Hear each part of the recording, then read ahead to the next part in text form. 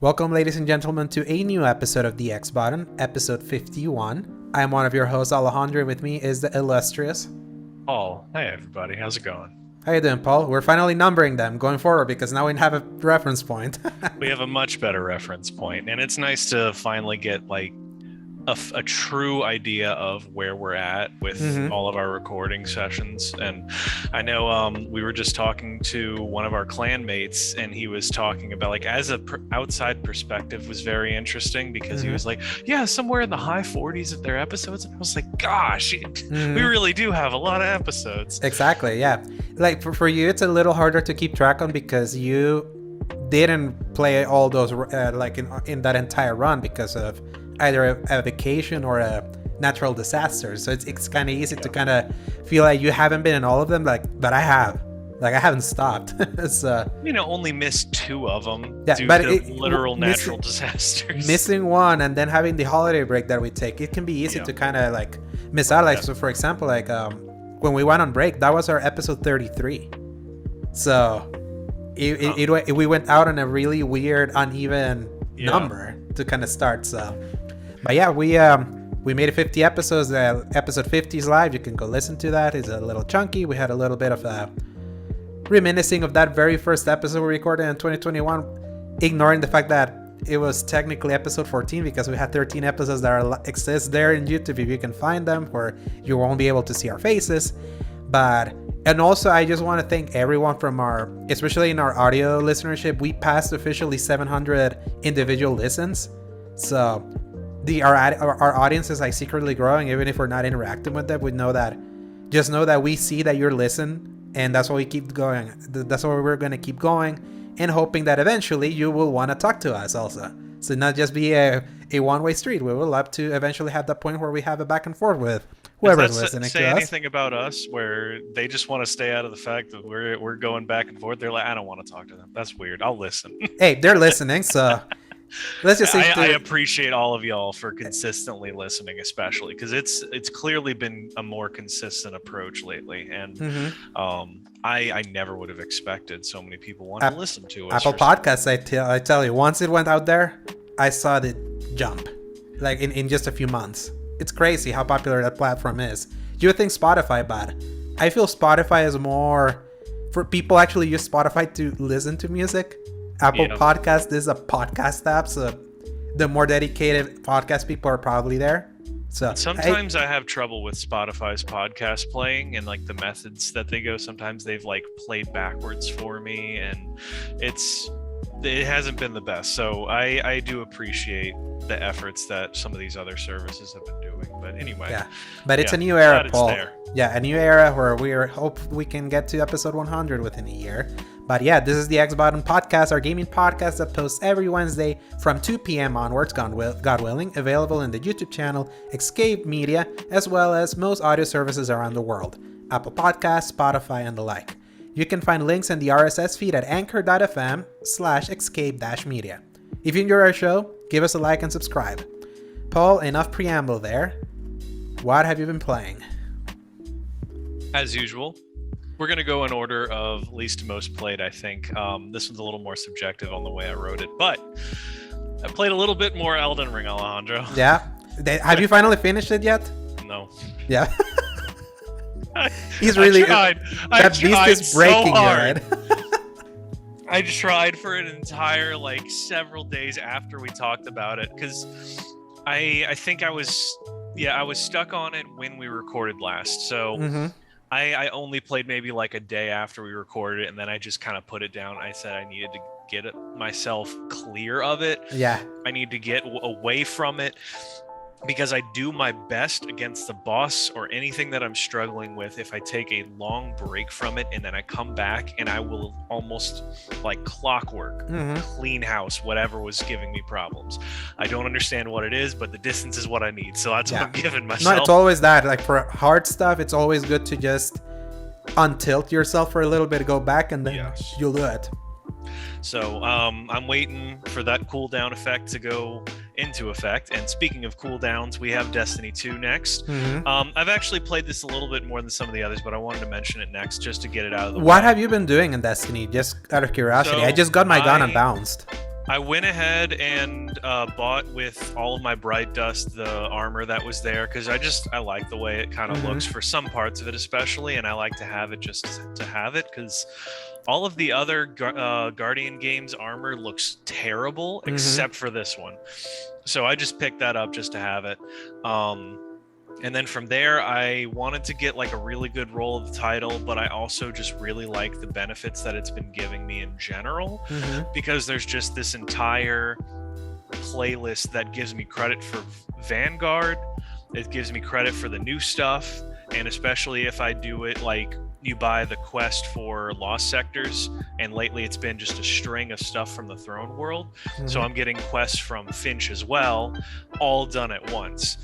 So that's one reason why I did it, and also I really like the look of the new SMG, so I was just like, oh, I'm gonna play anyway. Yeah. I'm just gonna see what I get. It's gotten better because I didn't like it how it felt originally, but the more I tried it, it felt better. By the way, since you're mentioning Destiny 2, we're doing the Master Bolt of Glass today to do the challenge to get the Time Lost Fatebringer, which is a guaranteed drop if we complete the challenge. So if you're available, we need people. So might. Yes. Actually, I think I can make that work. I'm supposed to go buy some crawfish for my wife after we're done with this, but after that, I can let her know and see if we can make that happen. Because as you know, I've been wanting my Fatebringer. Yeah, and now you'll get the Time Lost one, which guarantees the God roll plus a few extra. That is exactly slots. What I would want. So that makes me actually really excited. Okay. Anyway, that makes my day. So yeah, I played through Destiny 2 with all that stuff. I was doing the new SMG. I played a lot of Trials. I'm really loving the freelance. I don't know what is happening over here. There's nothing there, and it just keeps thinking there's something happening. Yeah, it's weird. Yeah, so we're just gonna ignore the ghost that's secretly creeping up on me. Yeah, I thought it was your cat. It's not. That's the weirdest part. There's nothing. It's weird, well. But just gonna do this anyway. Yes.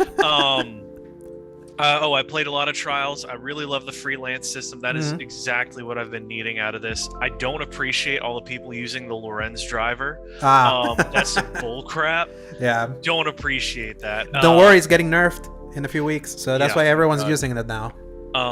So beyond that though, I love the new systems for Trials because I've unlocked most of the weapons. So all I need to do is get a Trials Engram, and I can guarantee whatever I need a new roll for whatever it is. So with a high currency cost though.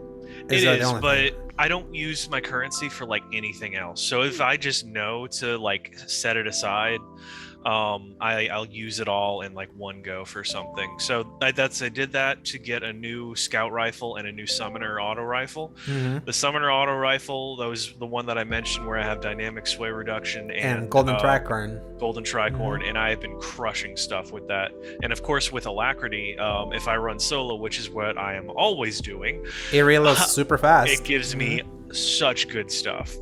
So I just really appreciate that. And next I want to get Shire's Wrath because that's leaving. Wait, no. That was my last opportunity to get it. Yeah, so I think it is. So you got to play Trials this Friday. Yeah. Well, I think it was last weekend, right? Because this is Iron Banner this weekend. Ooh, yeah. I think next week will be the last one then. Yeah. I'm not too worried about it, but I just wanted to make sure I got like a good summoner because that's leaving, I think, not this season, but next season. And season 17 is out. Weird. Yeah. However, I think you can still re-roll it, if I'm not mistaken. Even if it drops out of the loot pool, it'll still be like in the thing. So as long as you unlock it, you'll be fine. Yeah. I don't think there's like one thing that I haven't gotten from the loot pool for Trials, and besides that I've got everything. So anyway, that's what I've been doing with that. I finished Sifu. Yeah, finished it. Thanks for the easy mode slow clap. Praise God. Because I've also been playing Sifu. I want to jump in here. Yeah, this is how you do an easy mode.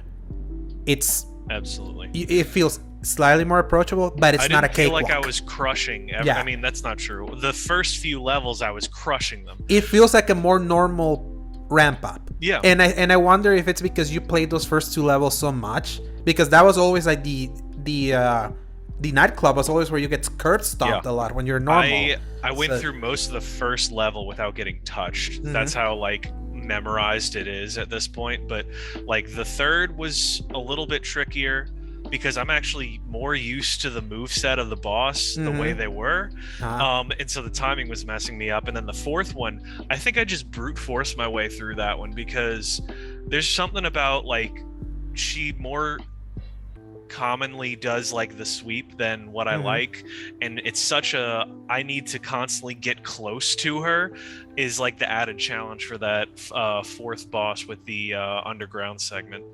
But once I got to the end, it was like I died 5-6 times against homeboy, and I finally got him. But going back, the struggle for me is instinctively hitting the finisher button. So I'm like, I keep messing myself up for the pacifist route. Because obviously, as you know, once you've beaten it, you can go back and not kill any of the bosses. I tried it on the first dude and I was crushing him, and then the second it showed up, I hit the buttons just without even thinking. So I have to get myself back into that feel to continue playing it, but I've also been content to just kind of put it aside now. But it's been so much. You finished it though, so it's like you finally finished the game from this year. It has been since last year that I've actually beaten a true game, I think. And it goes to show it's May. Yeah. And there's just so much going on. You're so close to finishing another one and you're getting tilted. I am. I beat it too. it's messing me up, that's for sure. But yeah, did you have anything else you want to talk about Sifu? Yeah, it's just that I feel like this is how you patch in an easy mode. And for all the elitists that they're like, this is not the design intent, it's like it's ruining it, it's not meant to be for everyone. It's like Slowclap did the good thing of giving one that still remains challenging because it's not a cakewalk. It's just a little easier to withstand a lot of early wailing that you get from some of the enemies. There's also an even harder version, so that those elitists are like, oh, it's even harder, let's go for that. So I want more games to do this like this, because it's that kind of quote-unquote accessibility that just at least makes people experience it more. Especially because I would feel, especially as someone that beat Elden Ring, I would say Sifu was sometimes a little bit more unforgiving. Elden Ring, like in its majority, you can kind of like cheese it in an allowed way that makes it easier. Sifu didn't have that. It was about like full dexterity. You either know how to dodge and know how to parry, which the parry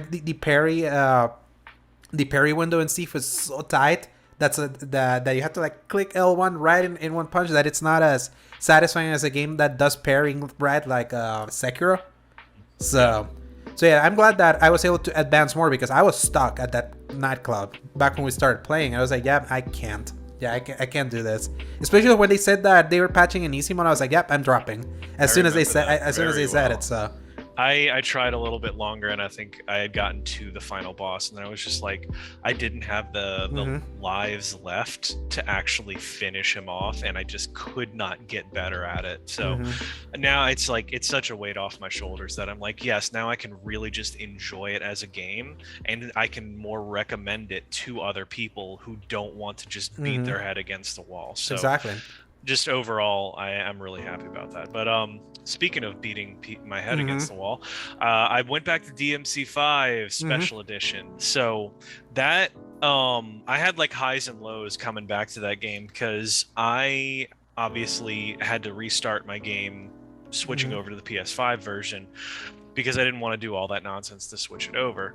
So I was mostly enjoying myself, and I still consider, I don't know why they decided to add V as a playable character into that game. He's not fun to play as.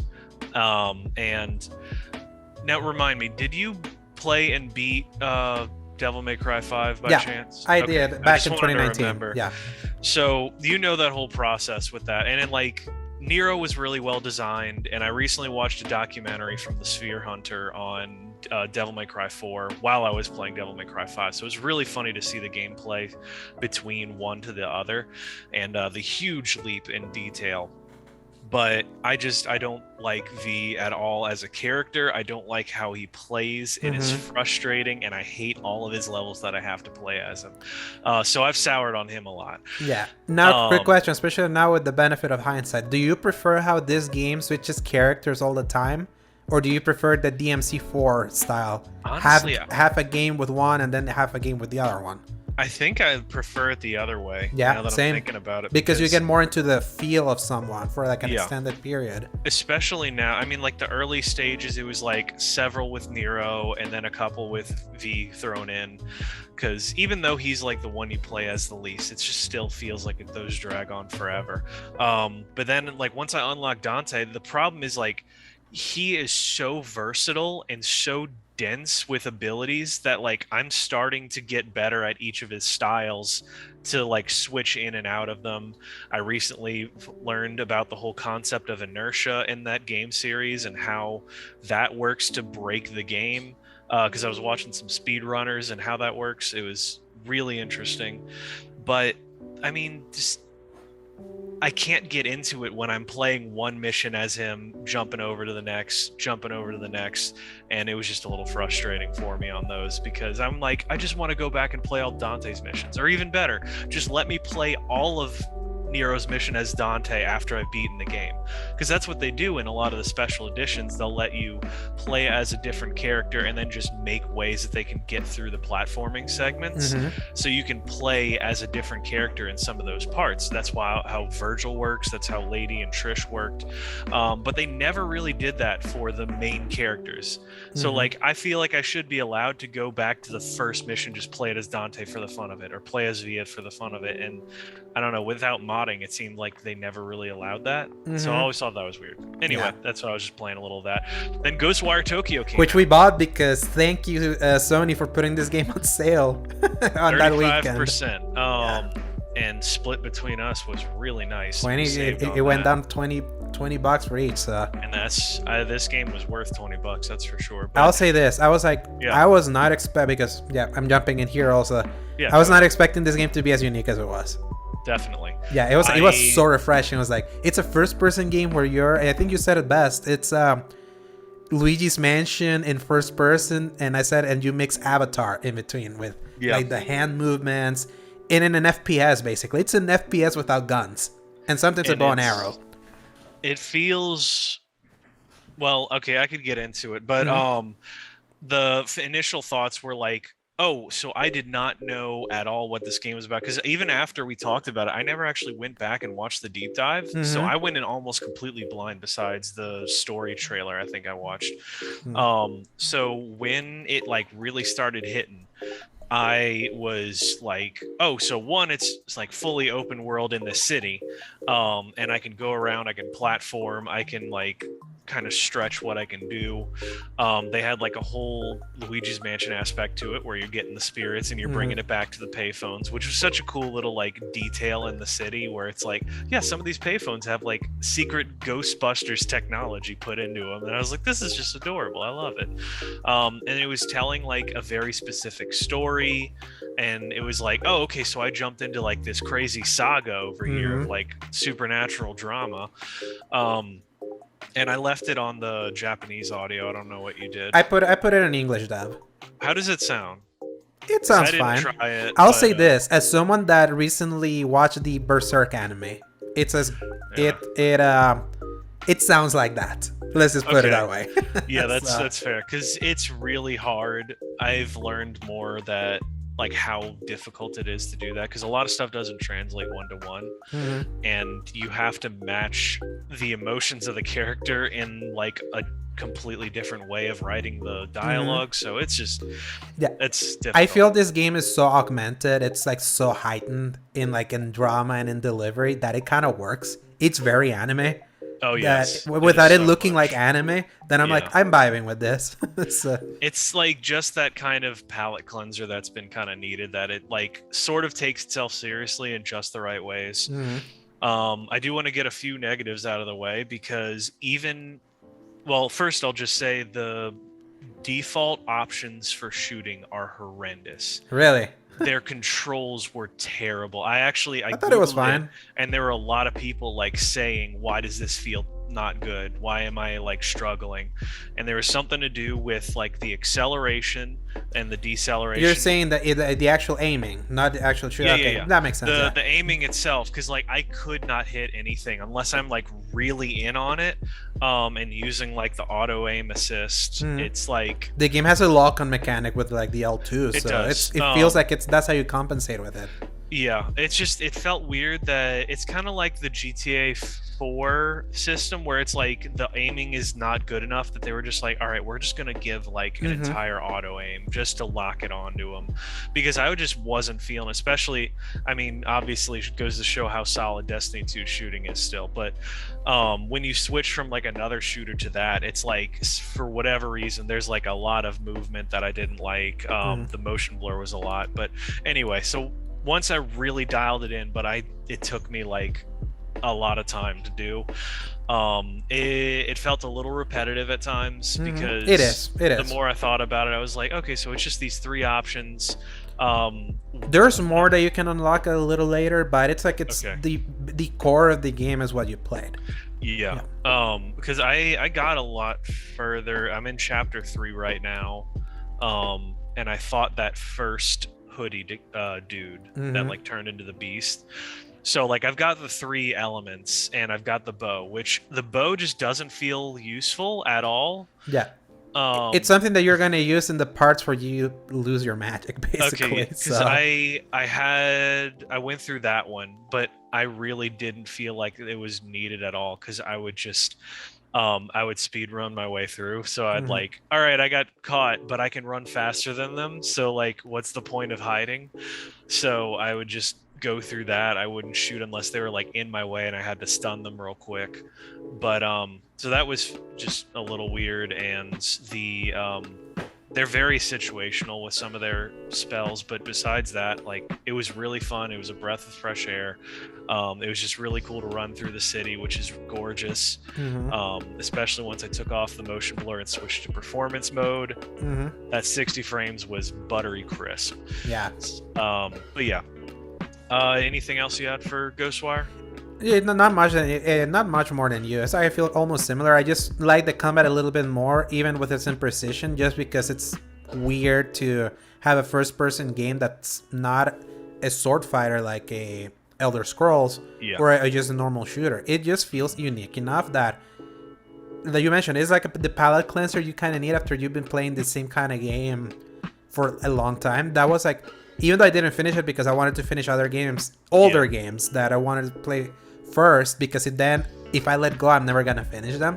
It was like this hit the lull I needed fixed after Elden Ring for a little bit.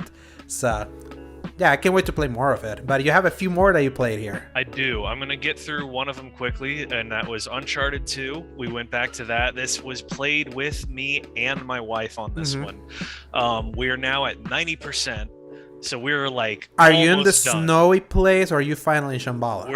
We're about to get into Shambhala. Okay. We so the part we played through was the really slow point of him waking up with Tenzin, going through the expedition. I love that part. It was cool. There was parts of it that like Paul came out where I was like, all right, I have no idea what to do, and I would try to jump on something that looked like I should jump on it, and then it was the wall, and I would die. But I'm going to get into some of those mechanical details in a second. But overall, it was just really nice jumping back into it, and then seeing my wife like go from the like, all right, just bear with me here, and like kind of getting through some of these slower areas, because she still gets really motion sick on like turning the camera too fast. But it looks like she's slowly starting to get better at it. I gave her some tips of like, all right, if I turn the camera, just like look straight at the character and nothing else around him. Things we take for granted. It's so funny. It's like I'm having to tally things that my eyes do to make it easier for her. Because there were times, especially on the big TV, if I'm not far enough back, I'll like, whoa, I turned way too hard. Like, I think I banked hard one time in No Man's Sky, and like the world shifted and my head like You got sponge you got for a vertigo. It was like, ooh, okay, give me a sec. So man, I don't know if VR is ever going to be a thing I could do. But anyway, we played a lot of that. We're getting a lot farther, and just seeing her slowly get more and more invested in the storyline, especially like with Schaefer finally dying and. That whole set piece with the tank is so amazing. An entire little, you're like you're dodging that tank. We were roasting Lazarevich the whole time. We were like, why would this guy bring a single tank onto the side of a mountain like this? What is wrong with this guy? And like messing with him the whole time. And then the greatest persecution if you're jumping from car to car with Elena. Yes, that was really. I'm really glad that worked well because up until then and after then, I don't know what it is, but you and I talked briefly about it on the group chat that the movement feels way more difficult to execute smoothly. Especially like the aiming. I was missing easy shots. Yeah, aiming, I don't 100% agree, but actual character movement, I would agree. The pistols were fine. For whatever reason now, like they must have nerfed the recoil or something with a lot of the. It's always the recoil of the FAL and all that has always been like you always have to compensate. Maybe I'm just forgetting that part of it because I was like, quick burst, so that was crazy. But like I was just laser beaming people with the pistol, but then mostly it was the fist, the hand-to-hand combat felt a lot rougher where like glitches were happening, where there was like, all right, we're gonna do the dodge, and then suddenly it had me do the dodge again, and there was a point where like people would bunny hop in weird ways and do like glitchy body movements, but it was like funny, but in the back of my head I was like, I don't remember any of this happening. It felt smoother on PS3 because of the 60 frame, because these games were not meant to be at 60 frames when they were put into PS4, so some animations get a little bit more jumpy because of the increase in frames. It doesn't like it makes the game more playable, but it loses a bit of the shine you got from what you remember back in PS3. So you think part of it was actually the frame rate? Because I was wondering, like, there's got to be a conscious tangible reason. Yeah, if you design a certain kind of animation to be played in a specific kind of frame rate, when that frame rate gets improved, some games break. Like on PC, if a game is not, if you're trying to enforce a level of frame rate that the game was not designed to be at first, it can create some jankiness that wasn't there before. Okay, so that's. You know what? That explains it all, and that makes me feel a lot better because I was just like, oh gosh, should they break this game? Why does this not feel as? And I also wonder because remember the PS5 is a weird machine. This game has not been optimized for PS5, so I wonder if it's also behaving differently there. Who knows? That is a good point because we've talked about those problems. But yeah, then the last and probably least played, really, honestly, House of Ashes. A game that I'm still salty that you didn't tell me you were gonna buy because I wanted to get it in our account shared. But... what I was thinking is maybe one day we can either find the full thing on sale or buy it happens the other often. It happens often. Yeah. Maybe that way we can do it. So I did want to say, it looks great sometimes. Yeah. I remembered more of the experience playing Until Dawn with my roommates because it's like a mixed bag of animations, and it's rough. Yeah, sounds like Until Dawn. Yeah. Because like, gosh, it's really funny because Ashley Tisdale is in this, and I didn't realize that until Wait, is she really in House of Ashes? She's a CIA analyst. And she's one of the main cast once you actually begin it. Because Sean Ashmore, the guy that plays Iceman, is in Man of Medan. Okay, that's interesting. And then the Quarry, the game that's like more a spiritual successor to Until Dawn, like a teen horror thing that's coming out later this year, has Brenda Song in it, which is weird. Oh shoot, that is really weird. That and Jaden Smith. They're slowly collecting the Avengers level of Disney characters to get murdered mercilessly. Anyway, so Ashley Tisdale's face looks really weird, and it kind of reminds me in like Assassin's Creed 2, where they had what was her name? Kristen Bell. Yeah, so they had her in it, and it was like, yeah, she looks like a normal person normally, and then in the game she looks really weird, like there's something off about her, and it's kind of like that for me because it's very clearly her face, but it's been like stapled onto a body that's not her. Mm-hmm. So that was a little weird. And then also you've got like these animations that don't line up. It's like all these people are aliens trying to pretend to be humans, because they'll kind of like blink in like weird ways. Their eyes don't shift. They like their heads kind of move.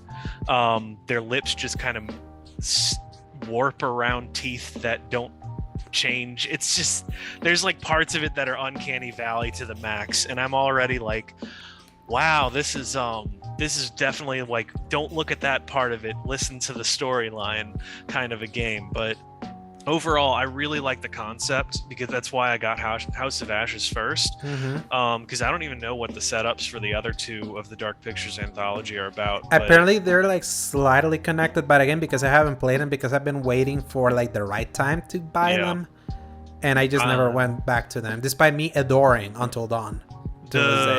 I see how they're saying they're sort of connected. There's this one guy that's separated from it all, that kind of like, have you ever been to Disney and done the Haunted Mansion ride?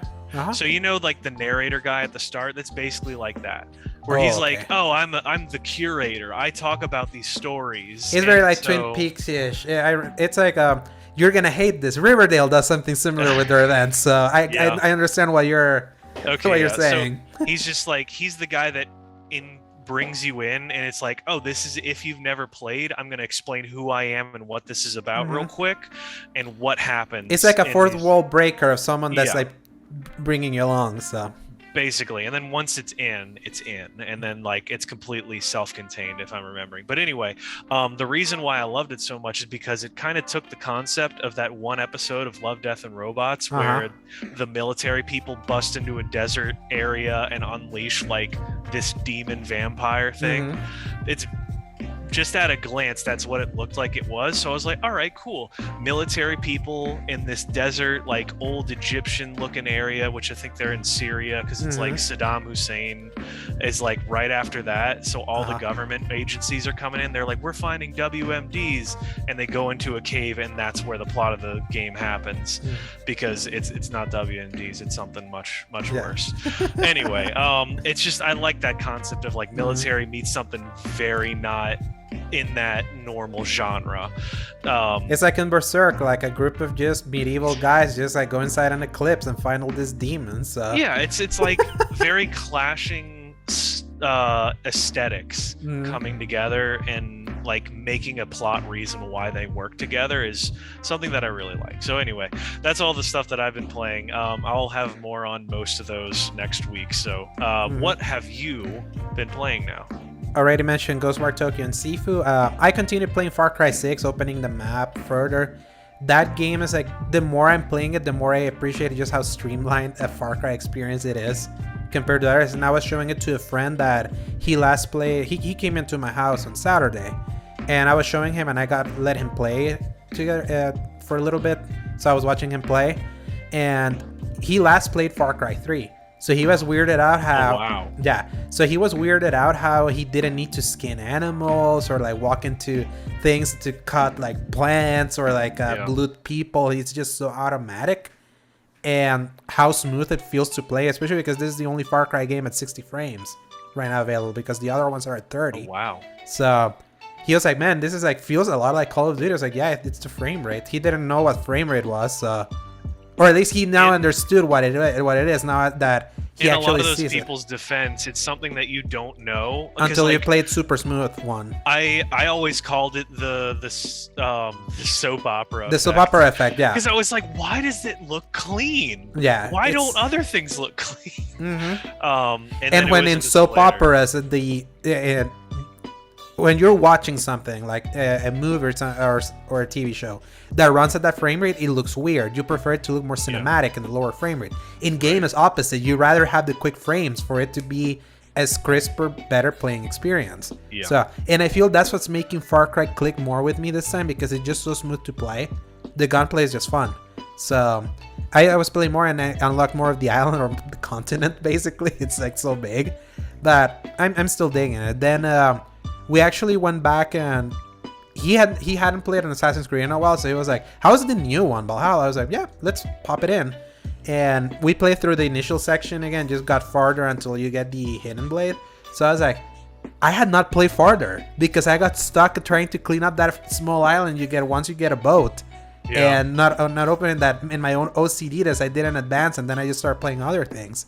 So Valhalla is such a terrible game to have that need because they put stuff there just for the fun of it. That locks you out because you need further stuff. That locks you out, yes, because, oh my goodness, that really bugged me. That's why I quit that last time. You remember there was that church that was like locked down and you had like something inside, quest to get to that, and I was like, how was I supposed to know? Especially when they want me to explore so much. But yeah, it's ridiculous how much they put in that game. But yeah, it's like the further I got and seeing how they handle stealth now in that one with the with the hidden blade, it was like I'm seeing how Valhalla is like this mix of the Witcher-esque RPG that got deeper in with Odyssey and trying to bring back in the Assassin's Creed elements that got way downplayed in gameplay and Origins, to the point like Origins there's a point where you can't even hidden blade people because you still get like higher level stuff, especially if you just want to beat it. If you're not like super over level, then you can't really do stealth traditionally because you'll hit them, you'll still have some health, and here comes the combat.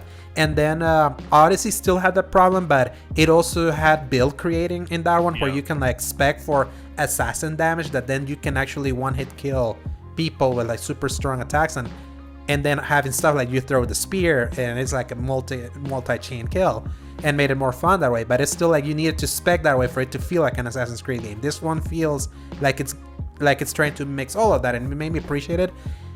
And then what I did was like, okay, I'm feeling like I really want to go back to Valhalla now that I see more than just the small section that I was in that just I got stuck there. And I remember, they did a crossover with Odyssey and Valhalla, so I reinstalled Odyssey because what really angered me is that I played all the DLC right before a 60 frames patch for PS5. And it was like, I already beat all the content, why would I even play this? I'm glad that they put that free stuff. It's meatier than I was expecting. A new section, a new basically country that you can explore for free they gave you. That apparently is going to then connect to Valhalla. And I was playing Odyssey again. And I said it before last year, I said it again. Odyssey is crack cocaine for me. I don't know what it is about that game, but every time that I go back to it, I feel like I have just been enveloped again in a warm blanket. Like, that game just like speaks to me. Maybe like I really like committed to the build that I put, that I just have so much fun. Just it's really becoming your Skyrim. No, it really is. No, it really is. Funny to watch. It really is, especially knowing myself that I know that game's bloated. I don't know if I could ever restart it. There's New Game Plus, so I have a way to bring everything in because now I have the upgrades that you get with the DLC. That you get like the first civilization upgrades. You can make your sword become like a lightsaber, basically. Oh my God. And it talks. So it's like it's so weird. Like it gets so out there. Like there's like no semblance of reality in Odyssey. Not at all. So that game just he just scratches an itch that just clicks. Like a no sack. He loves Odyssey, and Valhalla didn't work for him. However, he also had the problem that for some reason his version was breaking. Did not work. Yeah. So and what I played of Valhalla with my friend was like so smooth. I was like, I feel bad for you, Zach. It's like this. It was a squeaky clean for me. I don't know why your version just broke. So and he was playing. Yeah, it was the next gen Xbox version. So Series S. At least neither of us had the benchmark for it, but I know like he was showing videos too of like disappearing people and, just all the worst things possible. Rubber banding. It was nuts. Like he gave us the thing. I was like, man, I had never seen that game break like it did for you. And then because he has his friend's PS5, that's where he played the Lego Star Wars: The Skywalker Saga, and it was breaking for him too. So it's like he's cursed. He has like he must have like a black cat or you have a black cat that for some reason. His versions are breaking. So I don't know why, and I tend to be very lucky. It's rare for me to have a game that break other than Metro Exodus. That still like stings to this day. Oh yeah. So after that, my friend left. For some reason, we were talking because I had shown him a little bit of some of the clips that I had recorded for Elden Ring, the ones that I showed you of me just melting enemies with my Rivers and Blood build. And he was mentioning me to a lot about how he saw a lot of Berserk. in that game. And I had already seen it mentioned, but just him talking about it, I was like, it was on Sunday. I was like, I have nothing to watch. I just finished rewatching Game of Thrones, and before me still being in that fantasy kick, before me having to do the audacity of restarting watching it again, because I tend to get into that mood of I'm still like in this mood. I was like, okay, I'll try Berserk. I saw that it was on HBO Max, and I saw that it was a 2017 one, and I showed you. I was like, I'm gonna watch you, and then you just put I had to tell you, like, why would you, as somebody who has only watched the end of Evangelion movie and then said, no, as my last weird? anime thing, because that's the thing. I've seen anime before. Right. I tried to get back into it when Evangelion came out, and then by the time I watched End of Evangelion, that includes the main character to a remember we call my have kids girl. that watch this. Yes. So anyway, it was like, and then all the things that happen near the end. It's like such a disgusting, cynical end. It just like soured me of anime, and I was like, it took 3 years. I was like, okay, I'm gonna make Berserk be the anime that I used to break my mold. Widely considered one of the worst. Yeah, and exactly the new one, anime ever. The new one, but that's the thing. I started watching it 5 minutes later. I took it off because the animation was so bad. I was like, so bad. No, I can't. And you mentioned the 90s anime, and I was like, is there a way for me to like see the old one at least? Because Zach was like, I don't know if you can ever go back to 90s stuff, but I'm like, I've seen 90s stuff. I know how that looks. With hindsight, though, you got to see like the difference that's being made with the way that was drawn. Honestly, that was more drawn like 80s style, with a very I've seen specific feel to it. So what were your brief thoughts on that, without any spoilers, without any details? I'll say this because I found that the old version of the anime, the 1997 one that ran for 25 episodes, that covers the famous Golden Age arc of the Berserk anime, the manga, was available. I was like, oh, see, I watched the first episode and I didn't hate it. I was like, that's kind of, I think I could buy with this. And then I was like 5 episodes in, and then I just wanted to read more about it because I was like, there's a lot of episodes. What else is happening? And then I caught whiff of apparently something that happens near the end. And I was like, ooh, I need to see it. So I went to watch the last 5 episodes. And so you just skipped it all? Yeah, because I read, but then I saw it with. I was like, wait, what?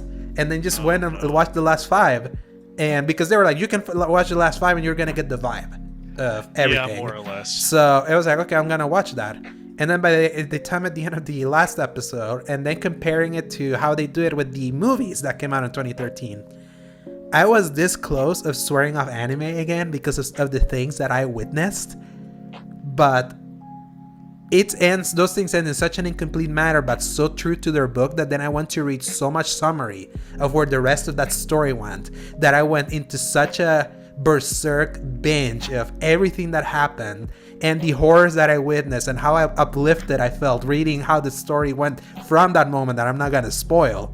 Yes. That I was in such a mood that then I reinstalled Elden Ring again. Because I was like, I'm in this. What a journey. Yeah. Again, that had already sworn off. I was like, I'm still feeling that. And I went to look that apparently God's Greatsword you can find in Elden Ring, so I want to find it. You can find it in every single Dark Souls game. Yeah, and I got it in Dark Souls 3, which I'll talk about later. And I still don't know. I've gotten so used to my quick katanas. It was cool that I got it, but I'm still going to be using my katana. Is hard to go back to. I played through all of Dark Souls 3 with the big great sword, and there was one boss, the Nameless King, that I had to switch to something faster. Yeah, I can imagine. Enemies are just actually, there's a point in Dark Souls 2 that some of the enemies were just too fast, and I couldn't anticipate it. But that's what was happening to me with like the big red wolf in Raya Lucaria and in Elden Ring. That I was using my claymore, so it was like, I don't think I'm not doing this with like such a slow sword until I finally got Bloodhound's Fang. But going back to Raya Lucaria New Game Plus, because I had Glass just destroyed Godric, I just went in and just had everyone bleed, and then I clipped me fighting Renala. That was so satisfying. Which ended in about 10 seconds. Yes. It was a 30-second clip, yeah. How overpowered they let your character be for so long, because I remember playing through the New Game Plus for most of the others, it really like ramps up very quick. At least I thought very quickly, especially like by the second boss or something. But you are continuing to crush enemies. I guess we'll see what happens if you try to fight Radagon again. Well, yeah, I think Radagon is gonna be the breaking point, but I feel I can still melt. I'm gonna do Radon again. So I want to see if I did it in 2 shots that one time. Let's see if I can do it in 1. I think you mean 2 attempts. Yes, exactly. My first hit him twice and he died. Yes, in 2 attempts. My first attempt I didn't even get close because I got sniped. Then until I one hit, I one try got him when I got close to him in my second attempt. So I want to see if I can get it all that now because I have much more health and I have the mimic tier and I have with the katanas. So I was gonna play more of it because I was like, I want to keep experimenting with more builds. I have all these runes, I have all these weapons that I got in my first playthrough, and then I went back to the twin husks in your base where you can buy some somber smithing shards, and I realized those things didn't carry over from my first playthrough, and I completely lost all motivation to play that game other than just speedrunning bosses because I wanted to just upgrade everything to see if I could toy around with builds because I still had a lot of larva tiers that allow you to respect your character. Yeah. And I'm level 157, so I have enough to like play around with. Mm-hmm. So I was like, yeah, I will just do it for bosses when I'm feeling like it. So I switched to Dark Souls 3. And Dark Souls 3, I did the this castle where you have to fight this king that's like hiding between like a huge crowd that switches a red thing from thing to thing. See, a lot of people hate that fight and I love it, especially using a huge sword. Exactly, because you just smash everything at the same time. It just feels so good. You're just like, all right, clear it. Mm-hmm. Yes, guys and then I went to this place that looks a lot like Riot Lucaria, which is where it was taking me to find Pontiff Sullivan, a guy that I had heard since 2016 was a real mother effer. And I tell you, it's like this was the hardest boss fight I've had in a Souls game other than the Elden Beast. That dude, he's just this big dude that has 2 swords and has a mimic tier. That's not what I said. It wouldn't surprise me if From Software got a lot of feedback that Pontiff Sullivan sucked with his him like creating a copy of himself if it's just you, unless you bring in someone. If you get lucky with this game's co-op, because co-op in any Souls game is stupid. And especially now. So much less people playing it. Yeah, he destroyed me 8 times before I texted you all. I found my match, Pontiff Sullivan, and I said I quit. 5 minutes later, I was like, you did. 5 minutes later, I was like, I'm not feeling sleepy. I'm gonna try again, and I put a stronger sword that I had there, and I killed him. I was like, God damn it with these games. It's like it's like what I tell Zach. We have it in our group chat. I keep saying that he's like, I've lost count of how many times you said you're quitting. I've said it many times. When I was playing Dark Souls 1, when I went through Elden Ring, when I was saying I don't think I like this game, and then I went and beat it. It's like these games warm into your mind. They always do. When you think you're ready to move on, you had that breakthrough that then you keep pulling. I got into Aldrich. He was destroying me yesterday. I was like, ugh, I don't know. Before going to bed, I got him more than halfway through hell. I was like, it's possible. I'm going to bed. I'm going to try it again. It's like, and I'll say this, Dark Souls 3, I went also from man, why is From Software using the same exact architecture? I'm like, this looks like on Orlando. They're lazy. And then I got further and it says on Orlando. It's like, oh, I'm back in on Orlando. Before I was like, because I went from this lazy to crap, I'm back to this place that was beautiful in the first game. And no, the knight is dead. The guy that like upgraded all my weapons in Dark Souls 1. No. It hit me. I was like, dang. And I had just played Dark Souls 1. It's crazy to go back here and seeing hit you that way. Especially with it being so fresh in your mind. That must be like a unique feeling, because there so many years passed between me playing Dark Souls and you never finished one, and that's what's so funny. Right. I mean, I played through all of the parts that really matter, except the very end. Except the very end, which you could argue about matters the most. But we're not going to talk about that right now. We're going to talk about the fact that I wouldn't really remember all that would happen in Dark Souls 1, but you playing through that and then going through 3, which is much closer ties to the first game. They look so similar. It's like it's so funny. 2 is the one that looks like an outlier from those 3. Which is a very big common thing. Complaint. You switch to like skeleton zombies on a pirate ship, and it's like a really weird feeling, a weird vibe. Somebody actually broke down, I don't know why I watched it. It was like a 2-hour video on why the zombies from Dark Souls 2 don't feel right. And it's like he explains everything down to like the skin tone, the movement, the way just the movement of your even the movement of your character feels different. You can tell it wasn't Miyazaki doing. 1 and 3 feel so similar. It felt like jumping back into the same game when I went to 3. It felt really weird, yeah.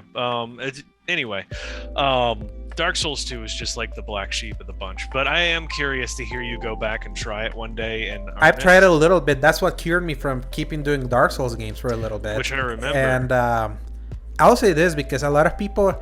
There's like... I don't know if there's revisionist history with Dark Souls 2 right now. But everyone credits Dark Souls 2 for Elden Ring. Because apparently Dark Souls 2 is the closest one that feels like that.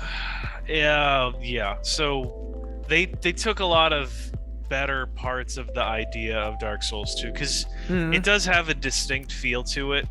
I think that a more open feel on where you are in Elden Ring that kind of determines that. Sometimes I'm like, no, this is just back to regular Dark Souls, and sometimes I feel like people kind of hype up the differences between 1, 2, and 3, where I'm like, this feels like the same game, and I feel like people are just nitpicking. Yeah. The thing is that there's a closer connection. The director of Dark Souls 2 directed Elden Ring. Miyazaki consulted on Elden Ring. So that's why there's a more direct connection.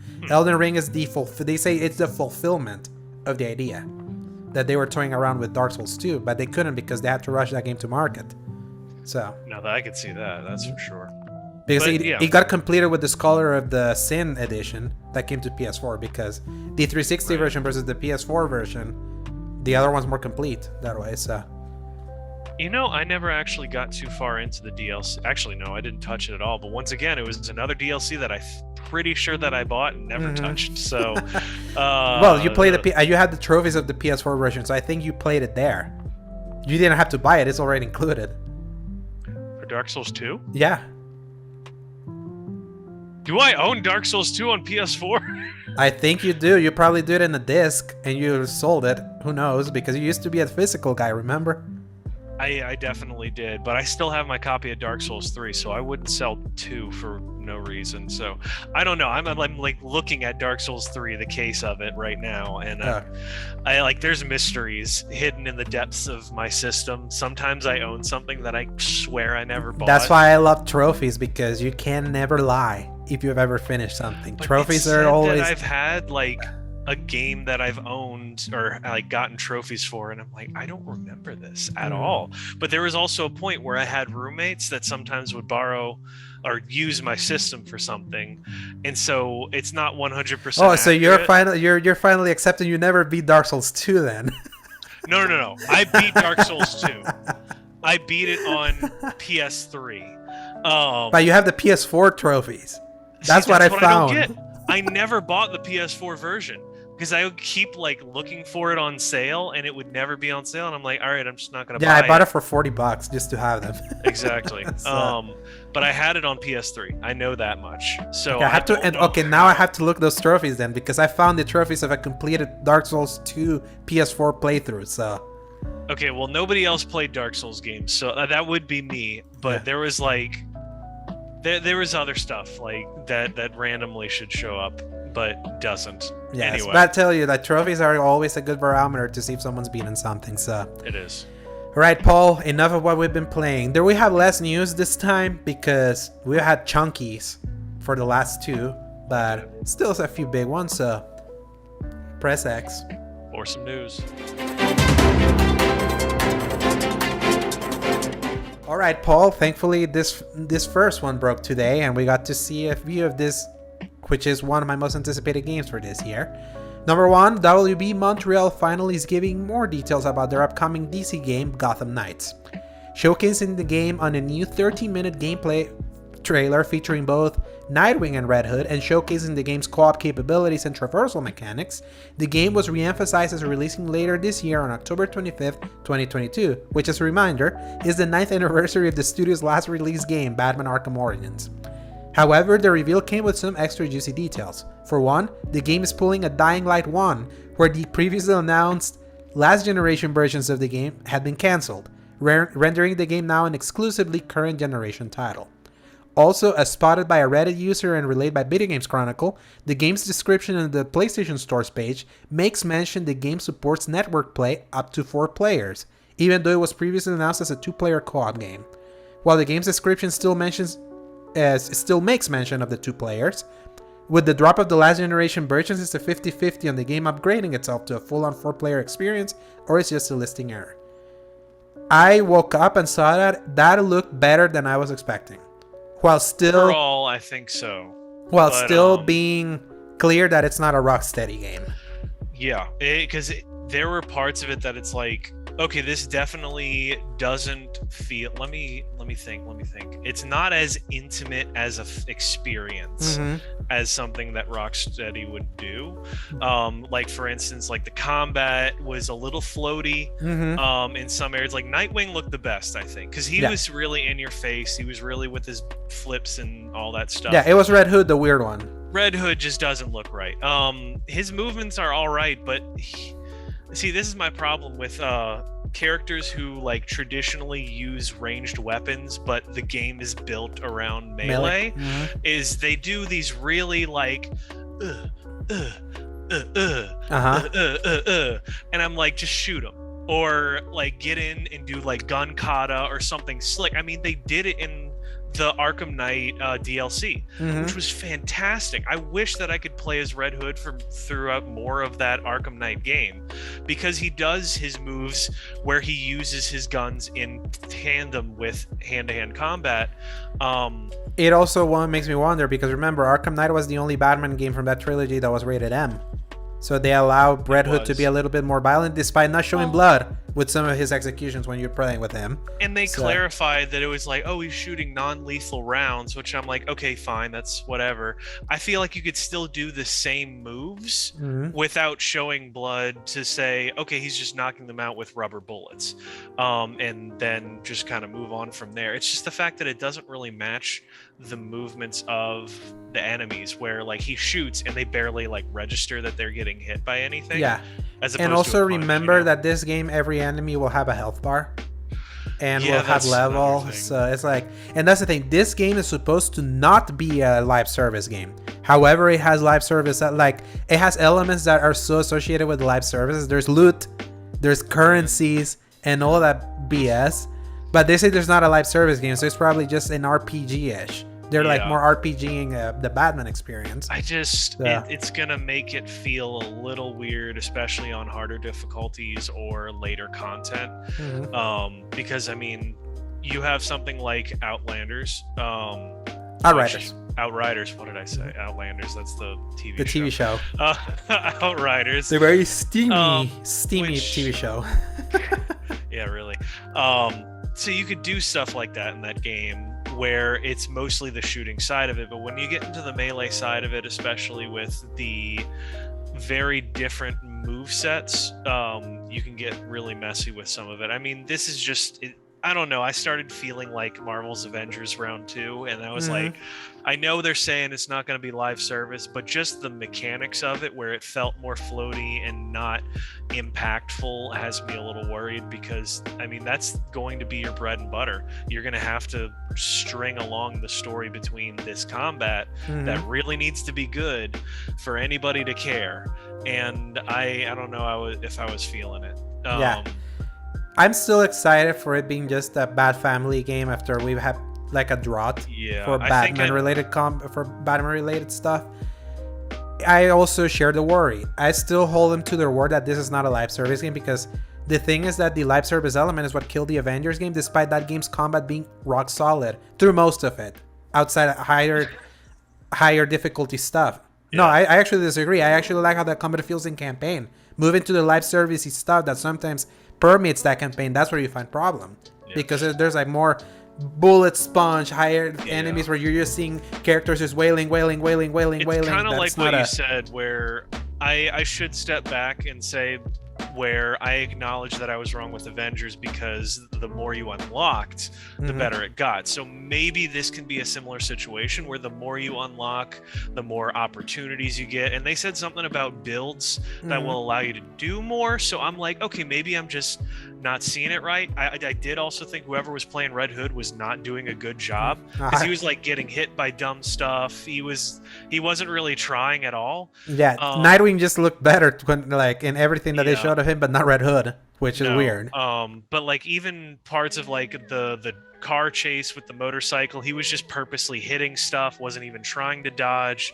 So I want to chalk that up to like maybe it wasn't a good show presenter or something, but I want to see Barbara and Damien for sure now, because I mean, you can look at the 2020 reveal. Well, that's where they show both of them. More details, right? Or did they already show them in more detail? Yeah, in an entire section that has them beat up Mr. Freeze, because that's when they revealed the game back in DC Fandom 2020. Okay, so maybe this was I the just first saw the time trailer then, and I didn't see the gameplay. Okay, well shoot, now I gotta go find that. All right.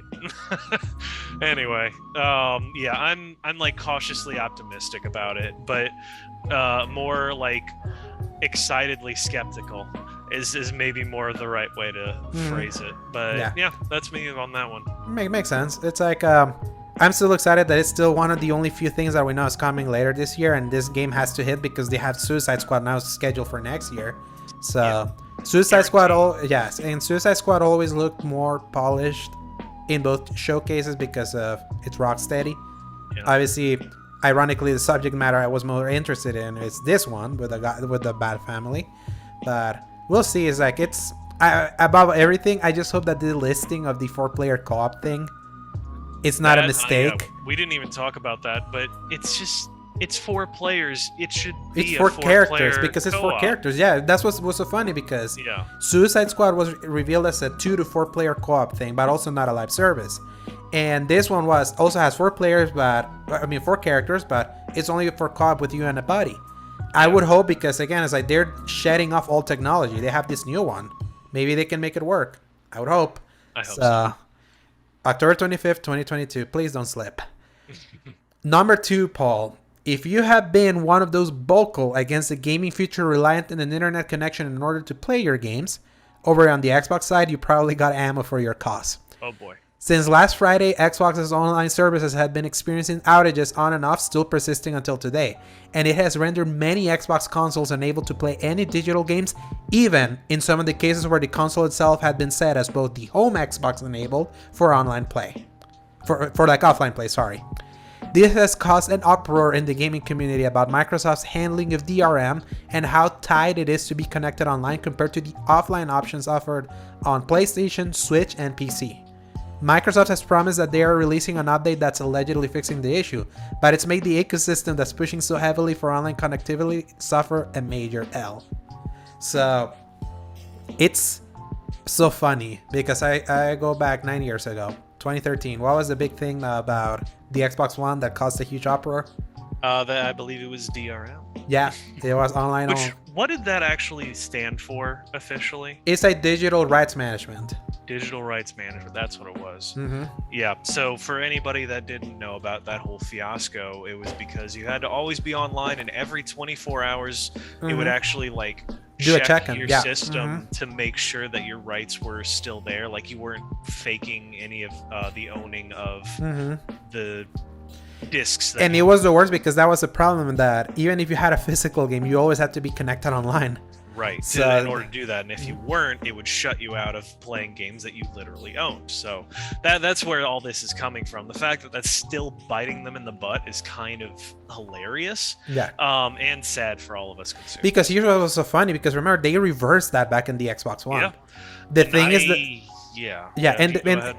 the thing is that they're now doing this because now they have implemented a system with Game Pass smart delivery and all that relies so much on being connected to the internet, but it's so pro-consumer by how cheap it is to be able to access all these digital games with their subscription, and also you being able to access your digital library from many consoles past, and also your disc that you put in and you get a version there. It's like, it seems like the system that everyone cried foul for back in 2013 is still in place.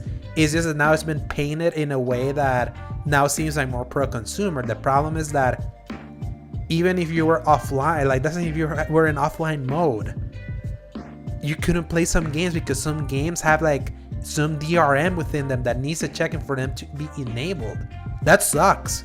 Like the Switch and the PlayStation, unless you're not in a primary console. If you're in a primary console, you can play any game that's not online only, no problem, with no internet.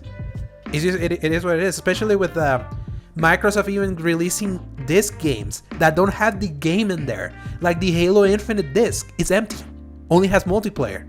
If you wanted to play campaign, you have to download the campaign, authenticate it for it to happen. It's like, I have been the old digital guy, but this is a problem. If your system is so reliant on your services being up and running, and they're in outages, they're suffering outages, and some people are not allowed to play their games, man, that's like, for all that I say the Xbox is like being like becoming this system that's more appealing for the more budget-minded gamer and older pro-consumer moves and all that. If you care about always being playing your games, buyer beware. Like literally. Like this is not a problem that I've ever seen with PlayStation, with how they handled offline connectivity with some games. And they've done a better job of like making physical collectors happier with their discs. Xbox will rather you never buy a disc because they want you in their service. So, but if your service is like, for a service that's usually very reliable, now we're going to almost 5 days, then now they're saying, we're probably releasing a patch that this will allegedly fix the issues now. Why is it taking them so long to actually... Sorry. Why is it taking them so long to actually do this is what I wanted to ask them. Mm-hmm. Because this is something that's like, all hands on deck, fix this problem. Because if their system goes down normally, mm-hmm. I mean, we've seen this happen to PlayStation. Mm-hmm. Where it took, what was it, a month? A month, yeah. Yeah. But you can still play games. That's the thing. Right. And that was in the disc era. So you can... So at least that was a thing that you could avoid. But this is literally stopping people from buying or playing. Mm-hmm. Why did this take them so long to get this to go? And imagine mm-hmm. how much money they probably lost on this. Mm-hmm. And they just did not seem to care. Yeah. It doesn't sound right to me somehow. So not for the kind of Microsoft that has been painted as the hero for this generation, compared to the more hubris infected Sony. Well, I would think even on like their selfish money grubbing side, this is costing them money though. Mm-hmm. And that's what they should care about, because that's what all of the money grubbing companies care about. And so just think about it this way, Paul. It's like they have their cheaper system, the one that's actually gaining the market share, the Series S. Yeah. It's a diskless machine. Right. That's fully digital. Gosh, I didn't even think of that, yeah. So, there's not even a disc option for that, is there? Nope. And they haven't even said anything about maybe like being able to plug in a disc tray through USB, like nothing. That's a fully digital machine. Which is shocking that's not even a thing, because peripherals is such a big deal lately, where, mm-hmm. I mean, you have Apple makes an entire industry off cutting mm-hmm. off all of their ability to do stuff and then selling peripherals back to you, which is bullcrap. I'll say this, for Microsoft is probably the more up-to-date company between the three when it comes to actual workable online services.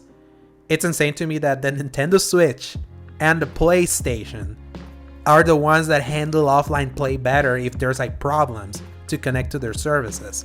Basic functionality of like a primary system, being able to play your digital games offline without having to be connected. It's like, that should be like a basic thing. And they should fix that DRM thing. Absolutely. They absolutely should. They absolutely should, because now they know what would happen if you had to go 4 to 5 days with intermittent problems in their services and people can't play their games. That's what will make you switch over.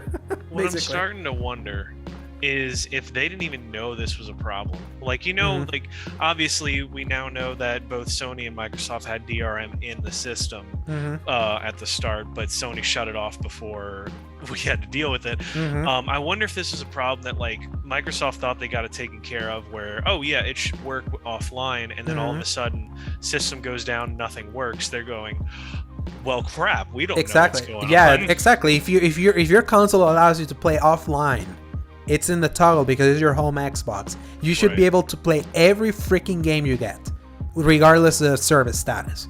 That's the problem. Do you have an offline option? If some people they could play some games, other people could not play any game, just by having that all enabled. I saw Jess Corden from Windows Central Gaming. He's a very Xbox centric dude that he made a scathing editorial showcasing a bunch of examples that people were DMing them what they had done that was not allowing them to play games. That's just unacceptable, and they have to fix that. For as much as I'm championing them for how they're really like earning market share, and they are. Like, I'm still in the market for the eventuality of getting at least a Series S to be able to play all those games, because Game Pass is just that damn good. This is not it. Like, this is not it. It's like, it's rare for me to be like, how can Sony have a better system to play offline than you guys? That's insane.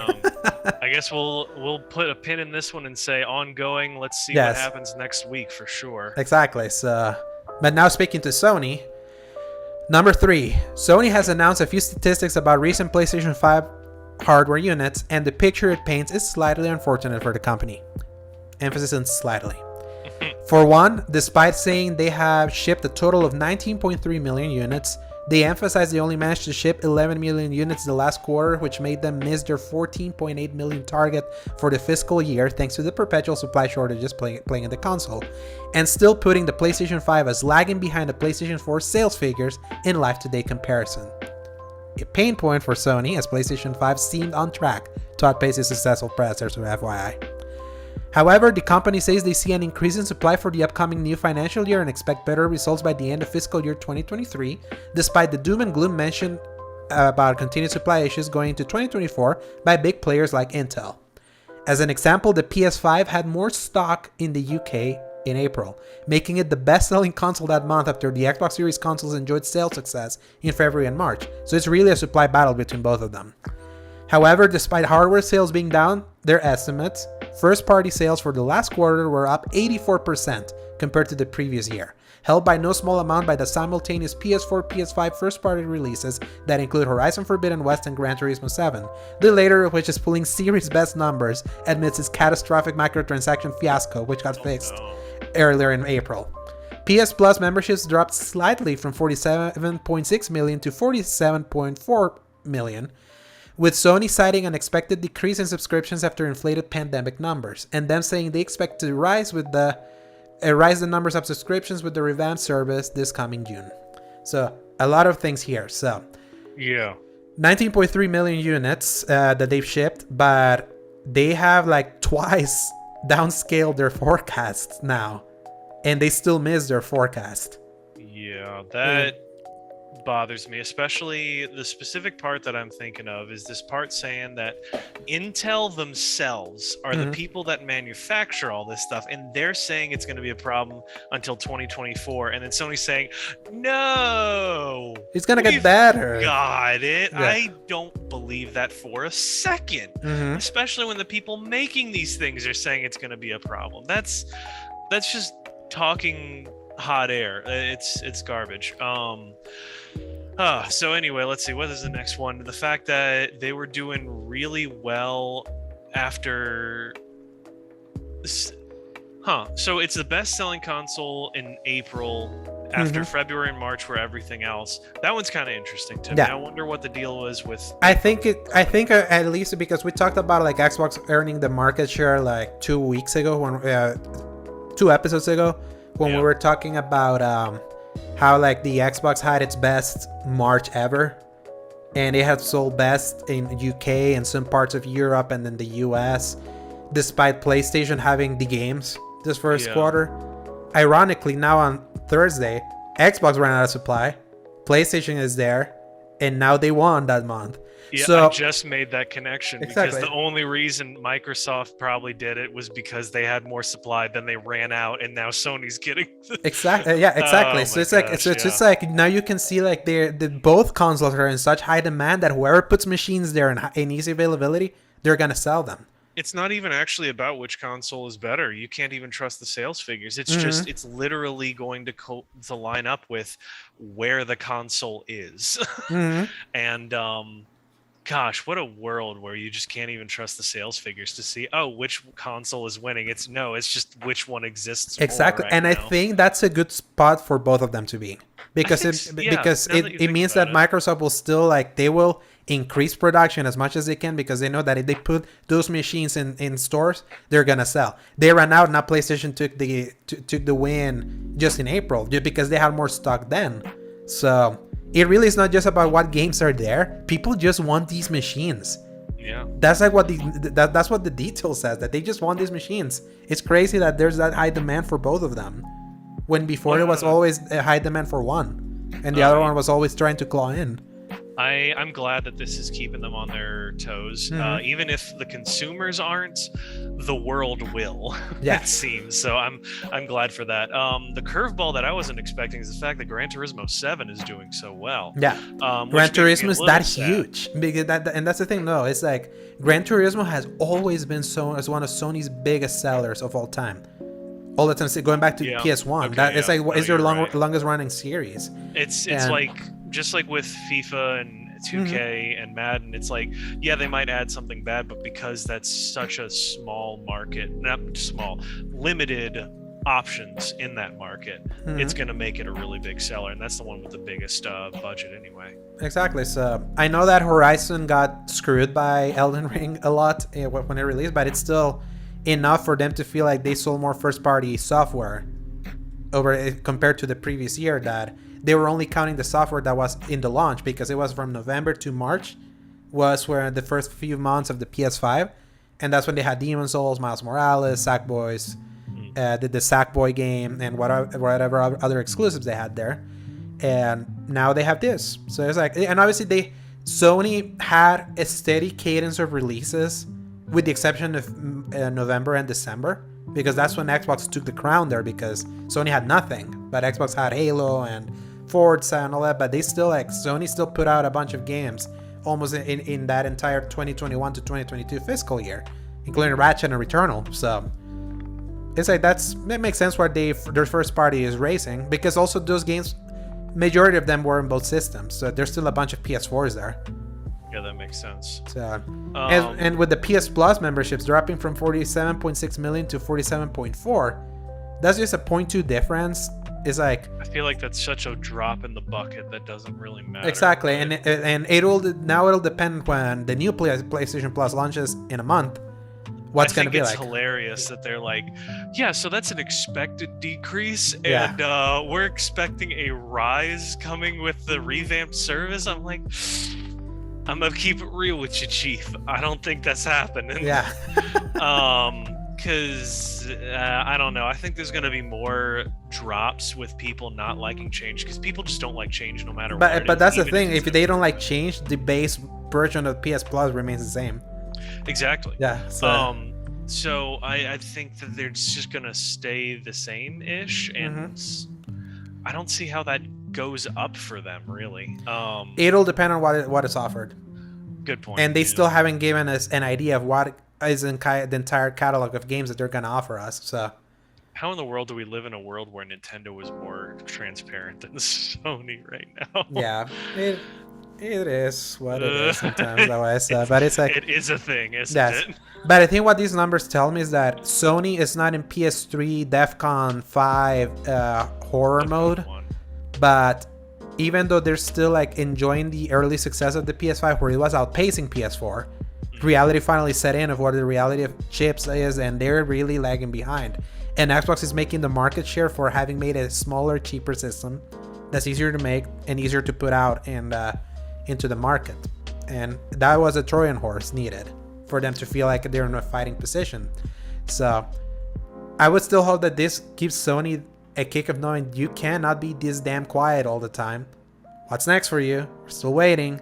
So now moving to the other one, Paul. Nintendo. Of course, they're always in a very positive light. These hands are rated E for everyone here Yes. at the X Button Podcast. So number 4, Nintendo also has given some statistics regarding Nintendo Switch hardware. For one, Nintendo confirmed the Nintendo Switch sold 23.06 million units over the last fiscal year, which allowed that Switch to finally sell a total of 106 million units, officially surpassing the Nintendo Wii and the original PlayStation's total sales figures. Oh, wow. However, Nintendo expects a decline in Switch hardware sales for the coming year, also citing the chip shortage that has no end in sight. Shocking. Yeah, you're gonna do well, Sony. So they also confirmed that as of right now, they're not planning to launch a new console within this coming year, despite it seeming like they are based on the quality of some new footage of their upcoming games. We talked about Breath of the Wild 2 and Mario Rabbids really It's good interesting looking. that they directly address that, Yes. of all things. As for sales figures, they announced the last fiscal year they were able to sell 35 million Pokemon games.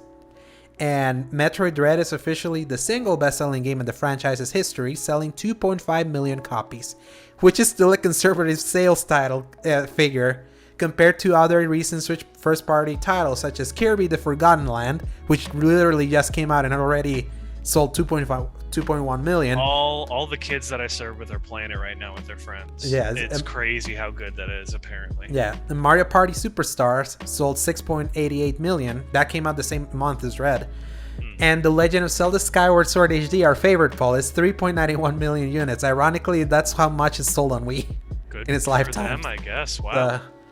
As for what's next for Nintendo, as people await their official next Nintendo Direct, they're hosting an indie showcase the day the show goes live, tomorrow.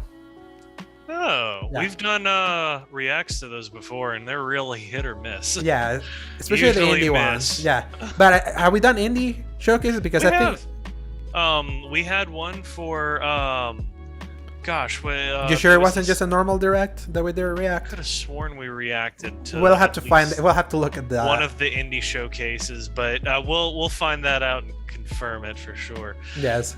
What So do we got next? Nintendo still kicking.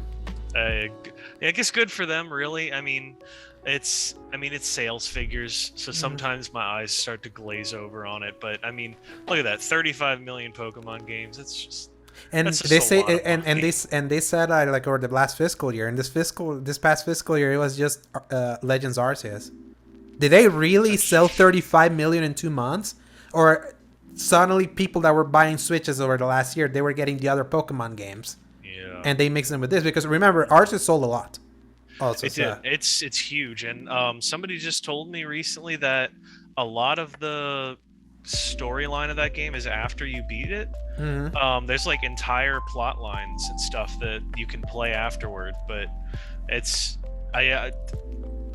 neither here nor there, but apparently it's doing very well. So Yeah, that's a game that I have Eden Crow talking smack about its visuals and seeing more of the game outside of just its images. Maybe one day it will be one of those few games that Nintendo drops to $41 like they usually are, and that's how I try it. So number 5 and final story, Paul. This also broke today. And also of less importance. After an almost 30-year working relationship, EA Sports is severing its ties with the FIFA brand after FIFA 2023 ships later this year. The split was expected to happen since rumblings last year started making the waves, where EA was unwilling to renew the FIFA license due to a reported cost of $1 billion to renew. Lord have mercy. Yeah. However, EA Sports will continue to publish an annual soccer game despite no longer holding the license, and the games released after FIFA 23 will come with the EA Sports FC title moving forward.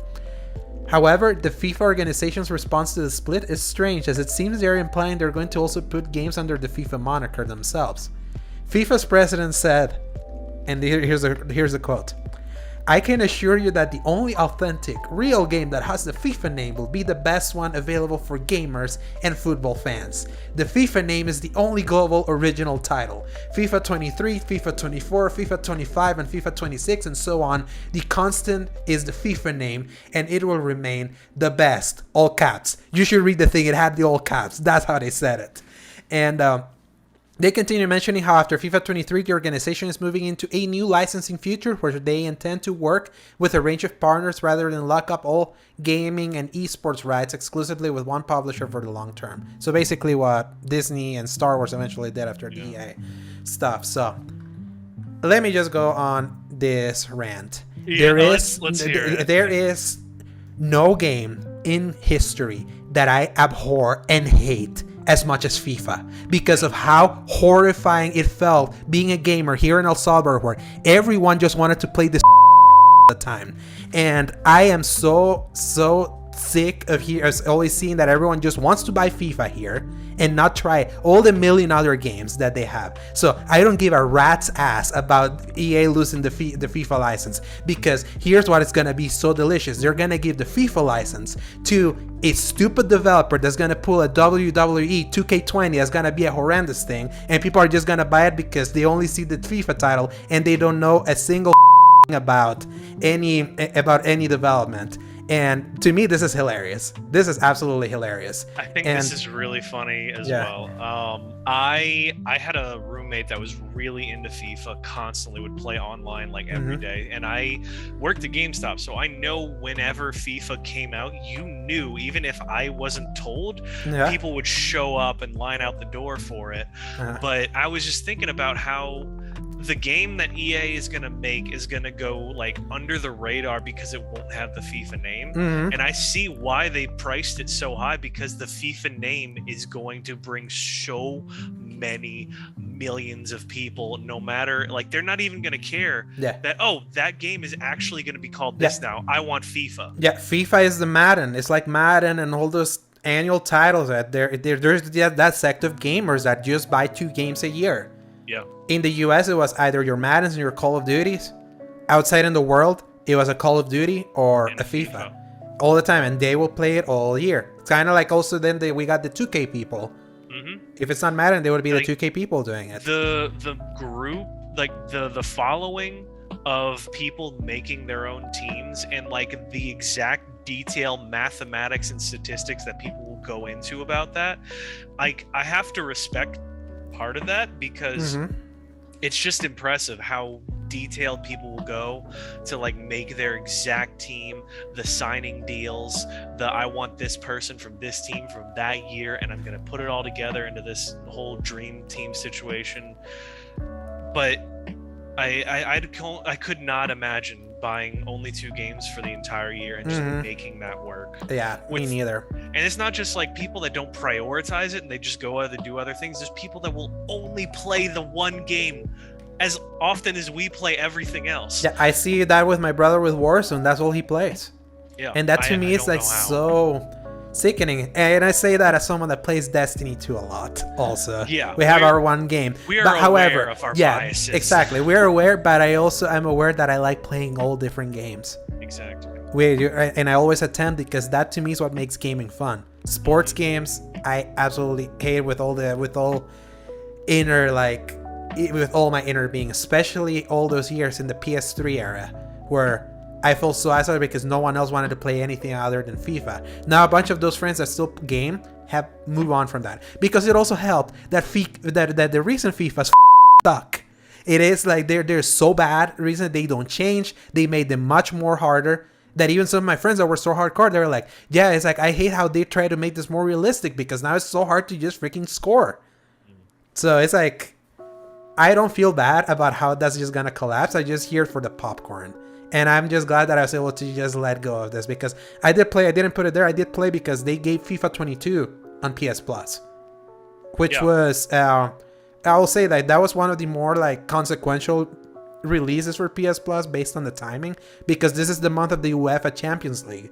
So it's like fervor for like the championship of the biggest tournament in Europe is at a fever pitch, and they didn't pull the Madden thing where they waited for the Super Bowl to end before they gave it away for EA Play. They're giving it at a moment that's high. So for the people that love that, pretty cool. I assume everyone that really loved FIFA already bought it anyways. That is a good point, honestly. Yeah. But I didn't.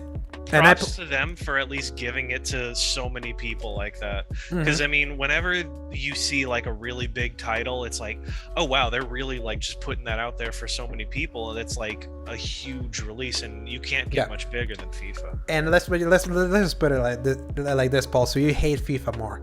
Why did Project Ragtag got canceled? Oh no. Because when they were like the execs, the suits went to see the progress of Project Ragtag, a single player game. They were explaining how it was going to be this adventure thing and all that. They asked them, "What is your version of FIFA Ultimate Team for like for the spending?" Yeah, they are the reason microtransactions started like polluting everything in the EA portfolio. So just for that reason, I acknowledge that if FIFA burned at the stake, I probably wouldn't bat an eye. Yeah, but it won't. It won't. It's just now the shittier games are gonna be under a different sports game. It's gonna become a zombie situation. Now, imagine this. Just imagine this. Yeah. eFootball. We've seen the horror stories of what happened to eFootball, the free-to-play game that used to be PES. That's not what Konami's doing. What if then they go and grab the FIFA title, but still make the game free to play? $1 billion? It's Konami. Dude, they would. That would print money. Yes. Not only that, because it's a free to play thing, but it is the quality of eFootball. Just imagine that. Just imagine how delicious it's gonna be for all those FIFA players. They'll be like, "Oh God, FIFA's now free to play. Let's do this." And they see that monstrosity that apparently has gotten fixed. Now the ball physics work. Oh my gosh! Now that was the problem of that game. A soccer game where the ball physics didn't work. That is just deliciously awful, man. It's like, oh, this was cathartic. After playing, because with my friend, the one that I talked when I was playing games, I saw Far Cry and Assassin's Creed and all that. We also play a little bit of FIFA because there's barely any co-op games or games that you can play locally with two people on PS5. So we played it for a little bit, and I was just being reminded, these games suck. I hate them, and I hate that's the only thing that you can play with a friend locally when it's not online. So, and with that, Paul, that's the end of episode 51. So, where can people find you, Paul? As always, y'all can find me at Dork of Art on Twitter. I post art for what I work on, memes when I can, and every once in a while a sketch for something that I actually like. And that's all you can find me. Where can they find you, Alejandro? They can find me at Twitter at @A_Drosegovia, where you can see my reaction to having just seen Berserk. And you can find all my posts being posted in Alejandro Segovia 93 in both just normal posts and stories. You can find links there. And you can see some of my written content at thecriticalcorner.com, where I haven't written anything new, but it's still growing for some inexplicable reason. I don't understand the algorithm sometimes, but I highly appreciate everyone that's hitting that website. Paul, it's been a pleasure, and I'll see you later. And remember, people, if you like the show, like, subscribe, find a way to maybe tell us maybe in the comments of the YouTube channel. Yeah, what do you like? Please. And thank you all that listens to us both in video and audio, and stay safe, and remember, press X to play. Good night, everybody. Hasta luego.